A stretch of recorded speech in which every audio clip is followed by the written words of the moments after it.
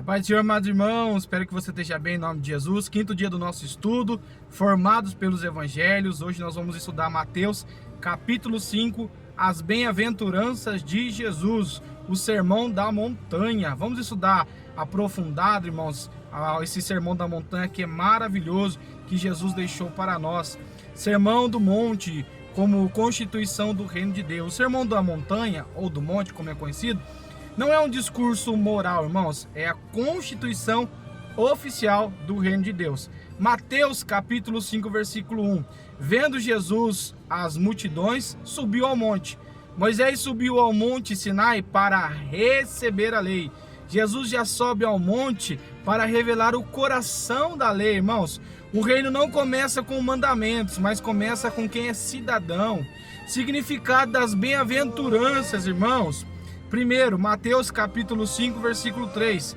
Bem-aventurados. O versículo começa dizendo bem-aventurados, que significa macários. Não significa apenas feliz, mas aprovado por Deus. Uma pessoa que é bem-aventurada é uma pessoa que é aprovada pelos céus, em estágio de plenitude espiritual, alinhada com o favor divino, irmãos. Jesus redefine a felicidade. Felicidade não é circunstância, é posição diante de Deus. A posição que nós ocupamos diante de Deus.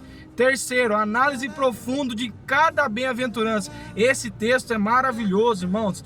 É muito bom. Cada dia que eu estudo esse texto, irmãos, cada dia eu aprendo uma novidade. Se você puder, estude com cuidado, minuciosamente, cada versículo. Primeira bem-aventurança, Mateus 5,3. Bem-aventurados os pobres de espírito, porque deles é o reino dos céus. No grego, Póxto significa miserável, totalmente dependente.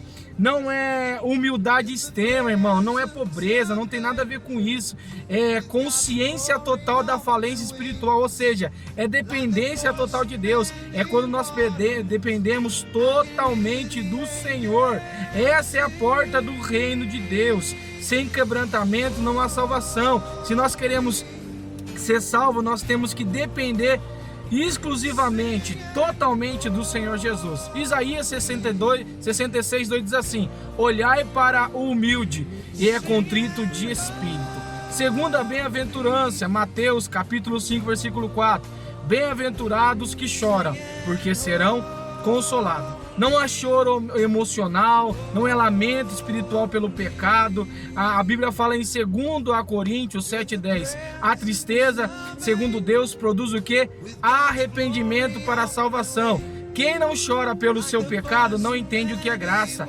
É um choro de arrependimento, de busca, de melhora, de restauração. É quando nós erramos e queremos nos consertar, estar mais próximo de Jesus. É desse choro que está falando essa bem-aventurança. Terceiro, bem-aventurados.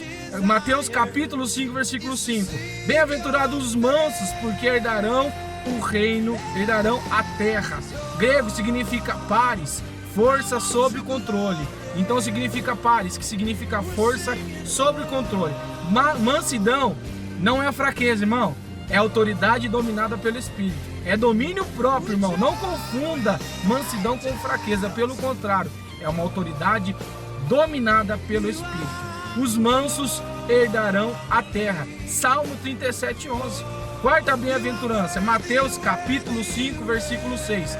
Bem-aventurados que têm fome e sede de justiça, de cássine, justiça segundo o padrão de Deus.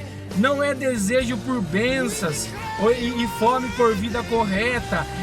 É um desejo, irmão, de estar buscando, é curiosidade espiritual, estar se entregando ao Senhor. É fome de Deus, fome de Bíblia, fome de orar, fome da presença de Deus, fome de estar na casa do Senhor. É essa fome que nós temos que ter, aquela chama no nosso coração que estava acesa quando nós aceitamos a Jesus. Ela nunca pode se apagar, irmãos. É dessa fome que Deus está falando aqui, Jesus está deixando para nós, numa dessas bem-aventuranças. Quinta bem-aventurança, Mateus capítulo 5, versículo 7. Bem-aventurado os misericordiosos. Vivemos, irmãos, em uma sociedade que não tem misericórdia, irmãos, querendo derrubar um ao outro, irmãos, querendo um ao outro se degladiar, irmãos. Quem recebe graça, libera graça, irmão. A misericórdia triunfa sobre o juízo. A misericórdia, irmão, é evidência da salvação. Uma pessoa que não é misericordioso, ele não é convertido, irmãos. Nós temos que agir com misericórdia, agimos com graça, assim como o favor de Deus nos alcançou, nós também temos que ser misericordiosos. Sexta bem-aventurança, Mateus capítulo 5, versículo 8. Bem-aventurados limpos de coração, porque eles verão a Deus. No grego significa katarros, que significa puro, sem mistura.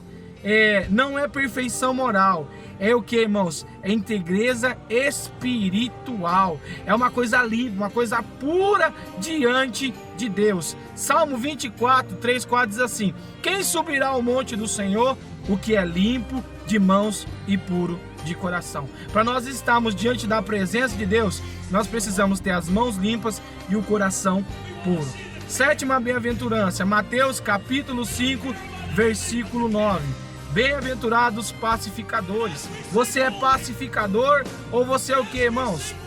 Ou você é aquele que traz a contenda, que traz a discórdia? Nós temos que ser pacificadores. Eianópios, aquele que constrói paz. Nós vivemos em uma geração dividida, conturbada, contender, irmãos. Nós temos que construir paz e levantarmos muros diante da nossa família para que a divisão, as contendas não entrem, irmãos. Pacificadores não evita conflito. Se for preciso, eles falam a verdade, mas eles restauram, não destrói. Eles levam à reconciliação, irmãos. Romanos 5:1 diz assim: justificados pela fé, temos paz com Deus. A pessoa que é pacificadora não é uma pessoa que é covarde, irmãos. Ela não se acovarda. Ela fala se for preciso. Mas ela faz o que, irmãos? Ela fala com sabedoria. Ela fala com inteligência. Ela fala para poder restauração. Não para poder matar aquela pessoa que está necessitada de uma correção. Oitavo, bem-aventurança. Mateus capítulo 5, versículo 10 ao 12. Bem-aventurados perseguidos por causa da justiça. A fidelidade ao reino de Deus gera oposições. Nós vamos enfrentar, irmãos, muitas oposições por servirmos a Jesus. Se o reino de Deus não incomoda ninguém, talvez não seja reino. Onde nós fomos, irmãos, por sermos anunciantes da palavra de Deus, nós vamos incomodar, irmãos. Isso é normal. Se me incomodar, alguma coisa está errada. João 15:20. Se me perseguiram, também perseguirão a vós.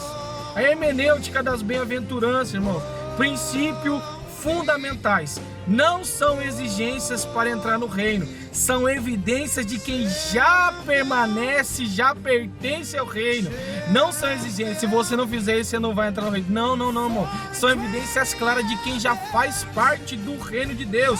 Não descreve um cristão ideal, mas descreve um cristão real, que já vive na sua totalidade. As bem-aventuranças descrevem o caráter de Cristo produzido em quem? Nos seus discípulos, que somos eu e você.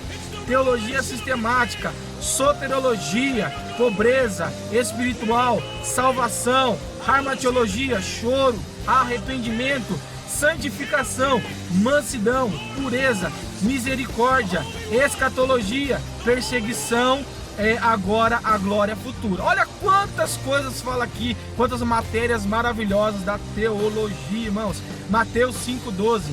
Grande é o vosso galardão nos céus. Há um galardão te preparando, meu querido e minha querida. Há uma mansão celestial nos aguardando com Cristo Jesus. Aleluia. Homilética para nós terminarmos, irmãos, o esboço aqui da nossa mensagem, o caráter dos cidadãos do reino. O caráter dos cidadãos do reino. Diz assim, ó. O reino começa com o quê? Primeira lição que nós tiramos desse termo, o caráter do cidadão do reino. Primeiro, começa com quebrantamento. Mateus 5, 3, 4. Para nós termos caráter e sermos cidadão do reino de Deus, temos que ter o quê? Começa com o quê? Com quebrantamento, coração contrito na presença de Deus. Segundo, o reino forma um novo caráter. No reino de Deus nós vivemos em novidade e novo todo dia o nosso caráter também. Terceiro, o reino gera impacto relacional, irmãos. Nós nos relacionamos e temos esse impacto Quarto, o reino produz confronto com o mundo. Nós temos que confrontar o mundo, irmãos. E quinto, conclusão, irmãos, as bem-aventuranças são ideais e inalcançáveis. São a obra do Espírito Santo, em quem nasceu de novo. Louvado é o nome de Jesus. Que gostoso esse capítulo, irmão. Que maravilha estar falando sobre ele. Gálatas 2:20. Já não sou eu quem vivo, mas Cristo que vive em mim. Amém, meus queridos? Que Deus abençoe. Eu espero que você seja mais um dia edificado pela palavra do Senhor, por esse estudo maravilhoso. Fique com Deus.